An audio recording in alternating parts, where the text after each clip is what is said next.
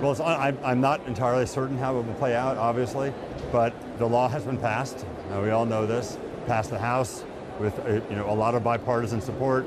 It passed the Senate. People thought it might be hung up there, and it's been signed into law. I know there are going to be lawsuits here. It'll be interesting to see how the U.S. courts play it out. I think there's a national security issue versus a First Amendment free speech issue. I'm no lawyer. I'm no constitutional expert.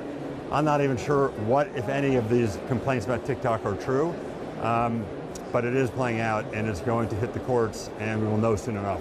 Do you think ByteDance would ultimately rather sell the business than just see it shut down, cut out of the US market? I'm not entirely sure, and it's not only ByteDance. I think it's also the Chinese government, which has a say on that.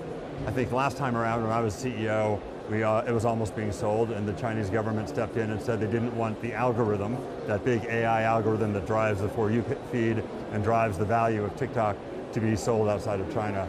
I don't know what they were going to do. It's probable that there will be some tense moments, and it also depends how what the Supreme Court ends up finding. So it'll be an interesting moment, I think. If there is a situation and a sale starts to proceed, who are the ready buyers? Because I think there are already fears that if it were Meta, it would just entrench this enormous position in social media. Steve Mnuchin has thrown his hat in the ring. Now, where is it best positioned if the sale took place? Well, I think it'll be difficult for a big tech company to buy it, especially when it's already in social media. In 2020, when the same issues were being faced, there were two parties that were interested, Microsoft and Oracle.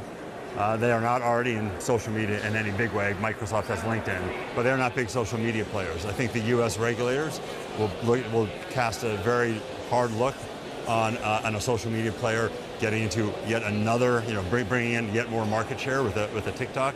So I doubt you'll see a Meta or Google buying it.